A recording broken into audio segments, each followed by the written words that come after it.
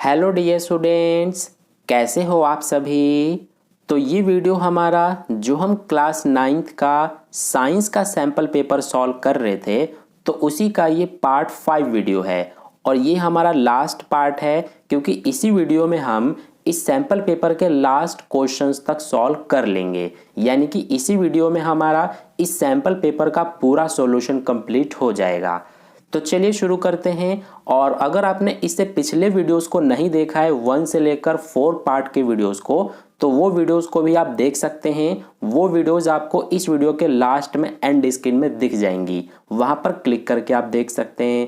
तो चलिए अब हम आगे के क्वेश्चंस को सॉल्व करेंगे। हमने इससे पिछले वीडियो में क्वेश्चन नंबर 36 तक सॉल्व कर लिया था, यानी कि हमने यहाँ तक कर लिया था। अब हम इस वीडियो में क्वेश्चन नंबर 37 और इसके आगे के क्वेश्चंस को सॉल्व करेंगे। तो देखिए क्वेश्चन नंबर 37 से हमारा सेक्शन ई स्टार्ट हो जाता है।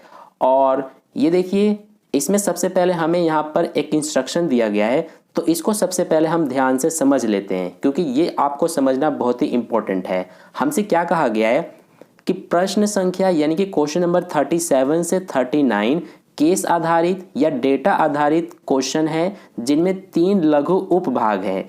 इन उपभागों में से एक में आंतरिक विकल्प प्रदान किया गया है।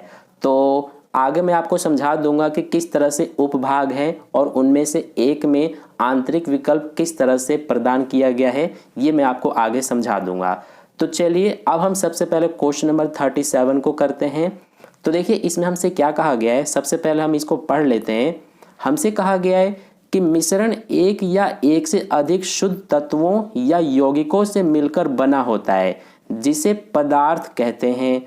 अवयवों की प्रकृति के अनुसार विभिन्न प्रकार के मिश्रणों का निर्माण होता है।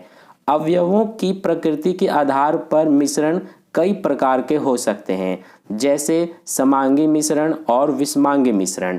तो ये हमने पढ़ लिया पूरा। अब यहाँ पर देखिए फर्स्ट क्वेश्चन हमसे क्या पूछा है कि एक छात्र ने परख नली में 50 मिलीलीटर पानी में अंडे के सफेद भाग की कुछ बूंदें मिलाई। इससे परख नली के में किस प्रकार का मिश्रण निर्मित होगा, यानी कि इससे परख नली में किस प्रकार का मिश्रण निर्मित होगा, ये हमें बताना है। ठीक है, तो इससे जो है हमारा विषमांगी मिश्रण निर्मित होगा। अभी मैं आपको इसका पूरा अच्छे से आंसर भी दिखा दूंगा। सबसे पहले एक बार हम जो ये हमारा सेकंड वाला क्वेश्चन है इसको भी कर लेते हैं कि इसमें हमसे क्या पूछा है। तो देखिए इसमें हमसे पूछा है कि निम्नलिखित को मिश्रण और यौगिक में वर्गीकृत कीजिए। तो यहाँ पर देखिए यहाँ पर हमें ये कुछ पदार्थ दिए गए हैं, इनको हमें मिश्रण और यौगिक में वर्गीकृत करने के लिए कहा गया है। तो देखिए पहला हमें दिया गया है रक्त यानी कि ब्लड। तो ब्लड जो है ये हमारा मिश्रण होगा, क्योंकि मिश्रण क्या होता है हमारा, जिसमें एक से अधिक पदार्थ मिले होते हैं। ठीक है, तो रक्त में एक से अधिक पदार्थ होते हैं, इसीलिए रक्त हमारा हो जाएगा मिश्रण। इसके अलावा मिट्टी जो है ये भी हमारा मिश्रण हो जाएगा। ठीक है, तो ये हो गया। इसके अलावा हवा जो है ये भी हमारा मिश्रण हो जाएगा, क्योंकि मिश्रण को आप अच्छे से समझ लीजिए, जो अलग अलग अवयवों से मिलकर बने होते हैं उन्हीं को हम मिश्रण कहते हैं। ठीक है, और इसके अलावा जो पानी है ये हमारा हो जाएगा यौगिक, क्योंकि यौगिक जो होते हैं वो सेम अवयव से मिलकर बने होते हैं। तो देखिए पानी जो है, पानी को हम क्या कहते हैं, इसको हम H2O कहते हैं। तो इसमें हमारा हाइड्रोजन और ऑक्सीजन ये निश्चित अनुपात में होते हैं। ठीक है, हम हमेशा H2O को ही पानी कहते हैं, हम H3O को पानी नहीं कह सकते हैं। ठीक है, तो इसीलिए पानी जो है ये हमारा क्या होता है, यौगिक। इसी तरह से दूध जो है ये भी हमारा मिश्रण हो जाएगा, और नमक ये भी हमारा यौगिक है। ठीक है, तो इसमें पानी और नमक ये हमारे यौगिक हैं और बाकी जो सभी हैं वो मिश्रण है। तो चलिए अब हम एक बार सबसे पहले फर्स्ट और सेकंड क्वेश्चन का आंसर देख लेते हैं कि किस तरह से हम आंसर लिखेंगे।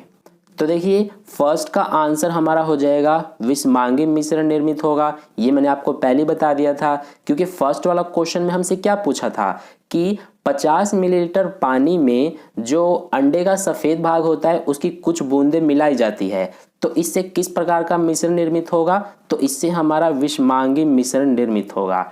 ठीक है। और सेकंड का आंसर भी मैंने आपको समझा दिया था। सेकंड वाले में हमारा मिश्रण जो है ये हमारा रक्त, मिट्टी, हवा और दूध हो जाएगा और यौगिक जो है वो पानी और नमक हो जाएगा।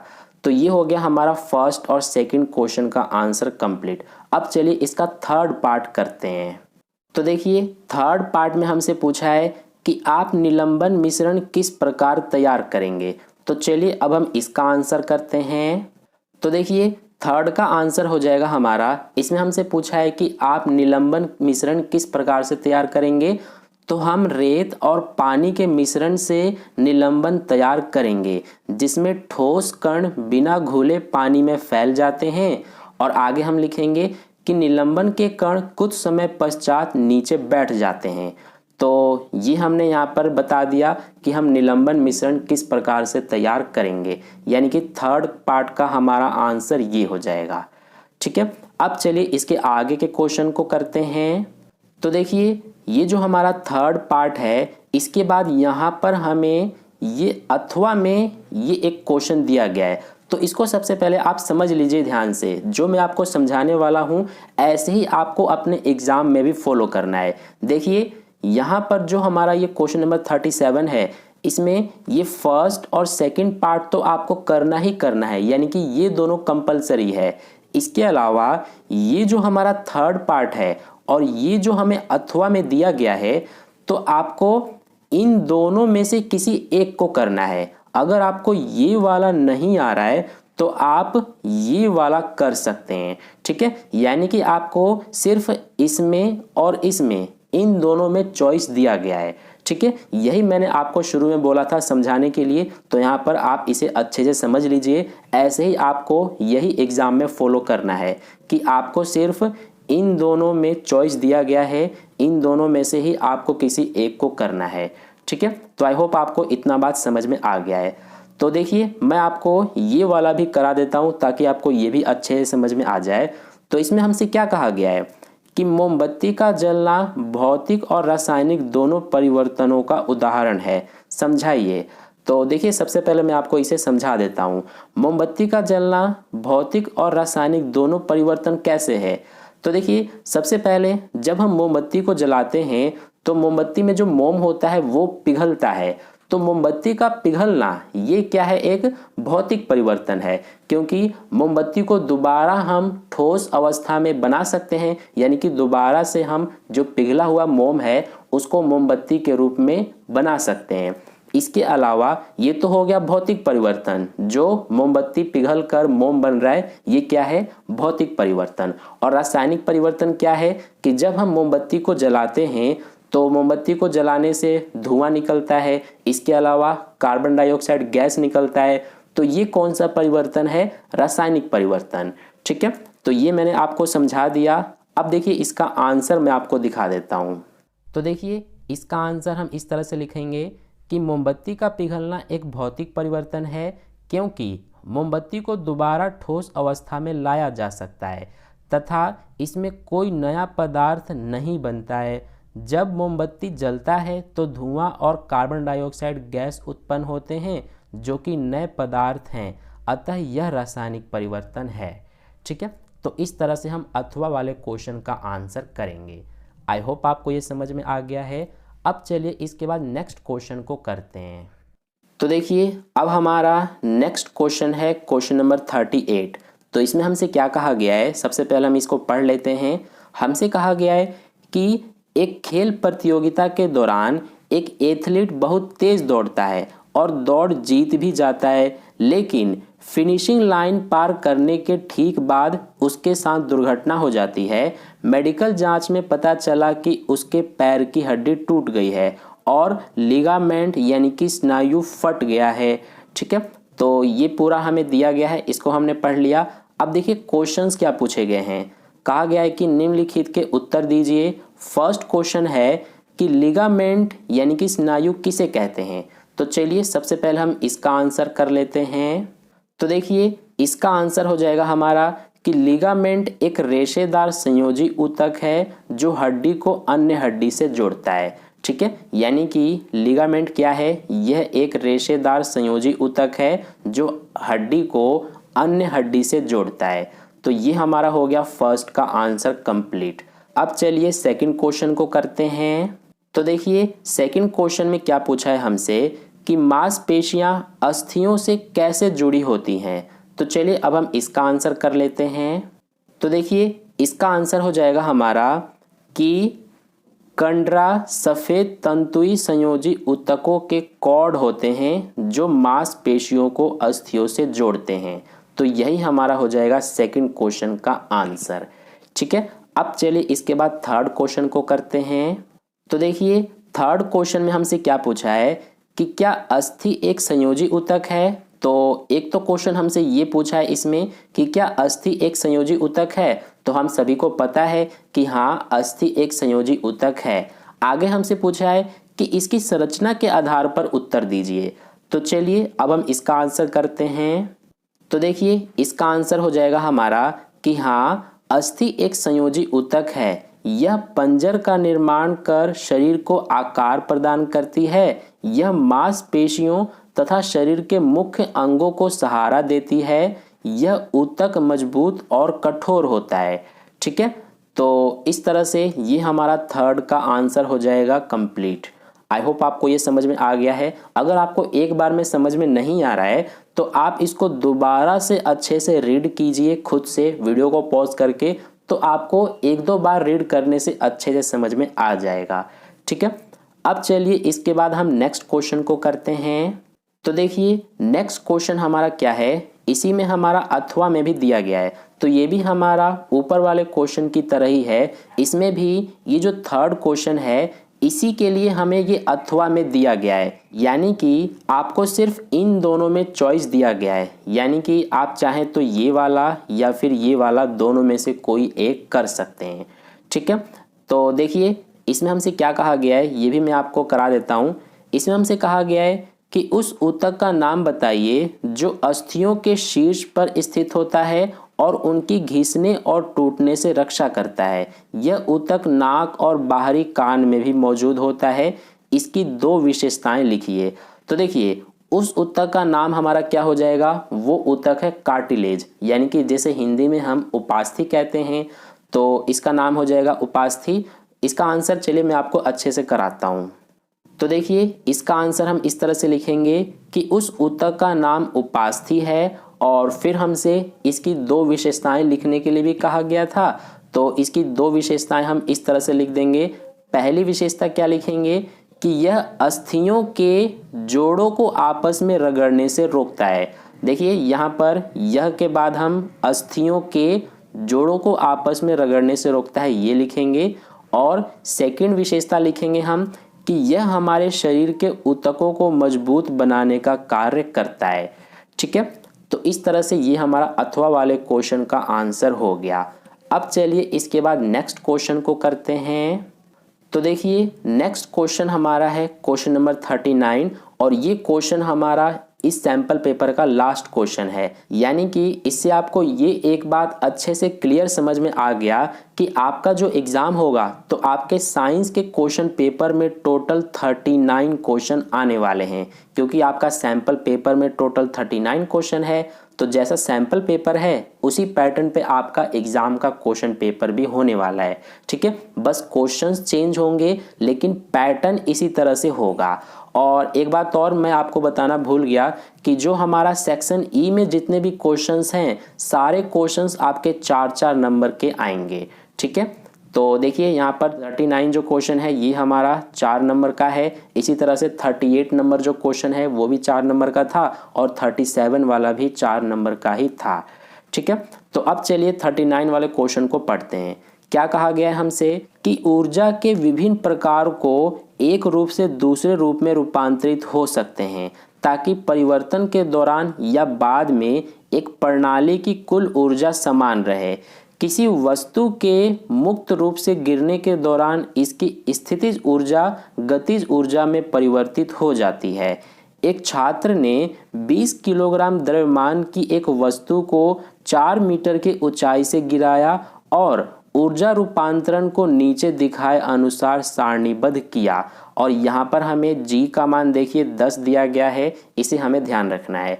ठीक है, तो अब चलिए ये हमने पढ़ लिया पूरा। अब देखिए इसके बाद क्वेश्चंस क्या पूछे गए हैं वो अब हम करते हैं। तो हमसे कहा गया निम्नलिखित प्रश्नों के उत्तर दीजिए। फर्स्ट क्वेश्चन देखिए क्या पूछा है कि उपरोक्त स्थिति में ऊर्जा रूपांतरण लिखिए। तो ये तो बहुत ही इजी क्वेश्चन है। देखिए ऊर्जा किस तरह से रूपांतरित हो रहा है, यहाँ पर स्थितिज ऊर्जा गतिज ऊर्जा में परिवर्तित हो रहा है, ये हमें यहाँ पर साफ साफ लिखकर दिखाया गया है। ठीक है, तो इसीलिए ये जो हमसे पूछा है कि उपरोक्त स्थिति में ऊर्जा रूपांतरण लिखिए, तो ये हमारा जो स्थितिज ऊर्जा है वो गतिज ऊर्जा में परिवर्तित हो रही है, यही हम लिख देंगे। चलिए इसका आंसर मैं आपको दिखा देता हूँ एक बार। तो देखिए इसका आंसर इस तरह से हम लिख देंगे कि स्थितिज ऊर्जा गतिज ऊर्जा में परिवर्तित हो रही है, तो यही हमारा फर्स्ट का आंसर हो जाएगा। अब चलिए सेकंड क्वेश्चन को करते हैं। तो देखिए सेकंड क्वेश्चन में हमसे क्या पूछा गया है कि उपरोक्त स्थिति में वस्तु की गतिज ऊर्जा न्यूनतम और अधिकतम कब होगी। तो इसमें हमसे पूछा है कि गतिज ऊर्जा न्यूनतम और अधिकतम कब होगी। तो देखिए इसके लिए यहाँ पर इस सारणी को ध्यान से देखिए, हमसे गतिज ऊर्जा के बारे में पूछा है, तो गतिज ऊर्जा ये रही।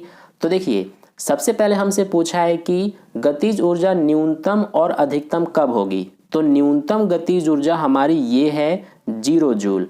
तो देखिए 0 जूल हमारा कब हो रहा है, ये आप देख सकते हैं 4 मीटर पर, यानी कि न्यूनतम गतिज ऊर्जा 4 मीटर पर है और अधिकतम गतिज ऊर्जा कहाँ है, ये रहा हमारा 800 जूल। तो 800 जूल जो गतिज ऊर्जा है ये अधिकतम है, तो ये कब हो रही है, मैदान पर पहुंचने से पहले। तो इसीलिए इसका आंसर हमारा हो जाएगा कि न्यूनतम गतिज ऊर्जा 4 मीटर पर और अधिकतम गतिज ऊर्जा मैदान पर पहुंचने से पहले। ठीक है, तो यही हमारा आंसर हो जाएगा। चलिए इसका आंसर मैं आपको एक बार दिखा देता हूं कि लिखना कैसे है। तो देखिए इसका आंसर हम इस तरह से लिखेंगे कि वस्तु की गतिज ऊर्जा 4 मीटर पर न्यूनतम होगी तथा मैदान पर पहुंचने से पहले अधिकतम होगी। ठीक है, तो इस तरह से हम सेकंड क्वेश्चन का आंसर लिख के दिखा देंगे। तो ये हो गया हमारा सेकंड क्वेश्चन। अब चलिए नेक्स्ट थर्ड क्वेश्चन को करते हैं। तो देखिए थर्ड पार्ट में हमसे क्या पूछा है कि ए से डी तक के मानों की गणना करके उपरोक्त तालिका को पूरा कीजिए। तो यहाँ पर ये जो तालिका आप देख रहे हैं इसमें ये ए बी सी और ये डी, इनके मान बताने हैं और हमें इस तालिका को पूरा करने के लिए कहा गया है। तो देखिए कैसे करेंगे, सबसे पहले आप इसको ध्यान से समझिए। देखिए ये हमारा क्या है, स्थितिज ऊर्जा। तो स्थितिज ऊर्जा में यहाँ पर सबसे पहले देखिए ये जो 20 किलोग्राम है ये हमें क्या दिया हुआ है, m का मान। ठीक है, यानी कि मास यानी कि द्रव्यमान हमें 20 किलोग्राम दिया हुआ है और 4 मीटर ये क्या है, h का मान यानी कि ऊंचाई। और इसके अलावा हमें g का मान कितना दिया गया है, 10। ठीक है, तो h हमें 4 मीटर और g का मान हमें 10 दिया गया है। तो स्थितिज ऊर्जा का सूत्र क्या होता है, ये होता है हमारा mgh। ठीक है, ये mgh ये हमारा स्थितिज ऊर्जा निकालने का सूत्र होता है। तो m का मान हमें पता है 20 इंटू g का मान हमें पता है 10 इंटू h का मान हमें पता है 4। तो 20 दहा 200, 200 का 4 में गुणा करेंगे तो 800। तो यहाँ पर देखिए 800 जूल आ गया। ठीक है, तो ये आपको समझ में आ गया कि स्थितिज ऊर्जा कैसे यहाँ पर 800 जूल आया है। इसी तरह से ये सारे आए हैं। अब इसके अलावा गतिज ऊर्जा कैसे निकालते हैं, तो इसका सूत्र होता है हमारा हाफ mv²। तो देखिए ये हाफ हमने लिख दिया इंटू m का मान कितना है 20 इंटू v यानी कि ये देखिए v का मान कितना हो जाएगा हमारा, तो v का मान इसमें 0 हो जाएगा। ठीक है, स्क्वायर है इसीलिए 2 बार लिखेंगे, तो 0 इंटू 0 0 होगा, यानी कि इस पूरे को सॉल्व करेंगे तो हमारा आंसर 0 आएगा। ठीक है, तो आपको समझ में आ गया कि गतिज ऊर्जा हमारा 0 कैसे आया है, ये आप देख सकते हैं 0 आंसर लिखा हुआ है। ठीक है, तो अब ये जो स्थितिज ऊर्जा है और ये जो गतिज ऊर्जा है, इन दोनों को यहाँ पर देखिए जोड़ करके इस तरह से लिखा हुआ है 800 जूल। ठीक है, इसी तरह से यहाँ पर देखिए इसी पैटर्न को हमें फॉलो करना है, यानी कि ये वाला स्थितिज ऊर्जा और ये गतिज ऊर्जा दोनों को जोड़ करके यहाँ पर लिखा गया है।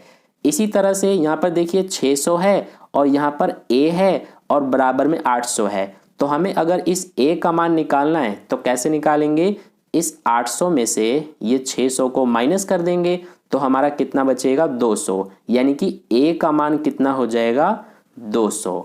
ठीक है, अब देखिए हमें अब इस B का मान निकालना है। तो B का मान कैसे निकाल सकते हैं, इसमें देखिए हमें B और C दोनों के मान निकालने हैं।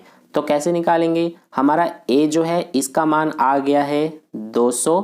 अब हमें इस B का मान निकालना है तो इसके लिए क्या करेंगे हम कि हम ये MGH वाला सूत्र लगा देंगे, क्योंकि देखिए इसमें हमें B और C दोनों नहीं पता है। अगर हमें B पता होता तो हम C निकाल सकते थे, या फिर अगर हमें C पता होता तो हम B निकाल सकते थे।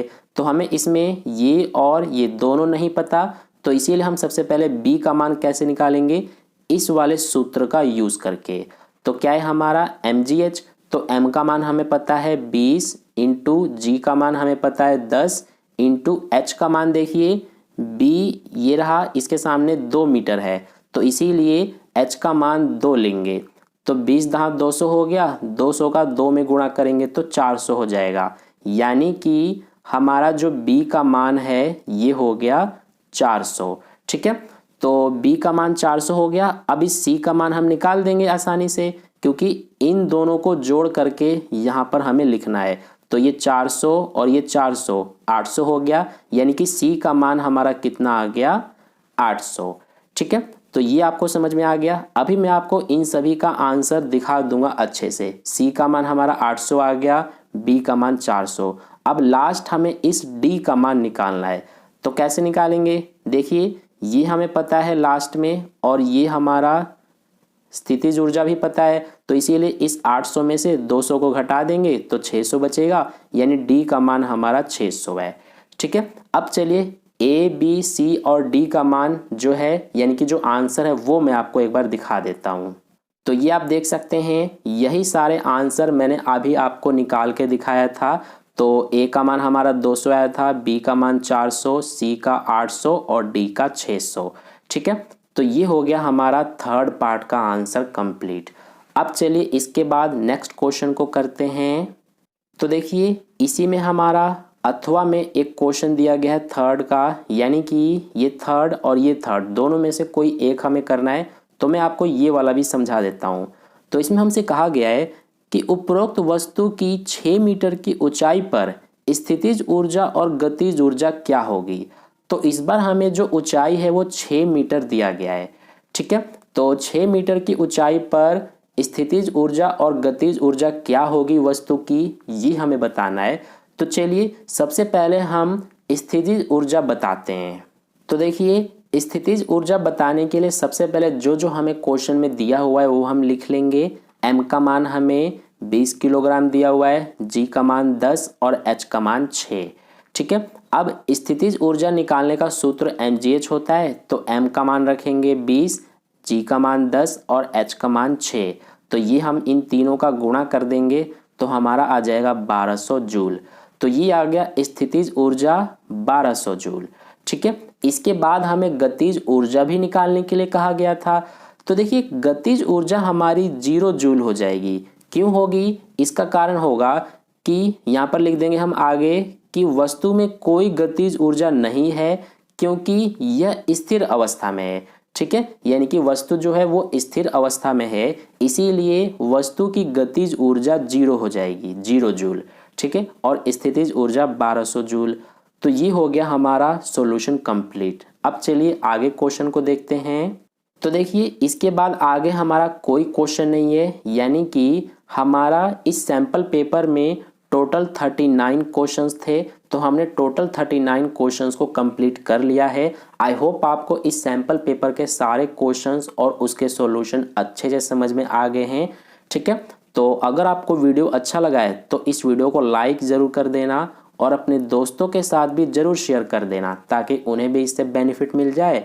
और अगर आपने अभी तक चैनल को सब्सक्राइब नहीं किया है तो चैनल को सब्सक्राइब करके साइड में जो बेल आइकन आता है उस पर ऑल पे क्लिक कर लेना, ताकि नेक्स्ट वीडियो जैसी अपलोड की जाए उसका नोटिफिकेशन सबसे पहले आप तक पहुंच जाए। तो फिर मिलते हैं नेक्स्ट वीडियो में नेक्स्ट सब्जेक्ट के सैम्पल पेपर के सॉल्यूशन के साथ। तब तक के लिए अपना ध्यान रखिए। धन्यवाद।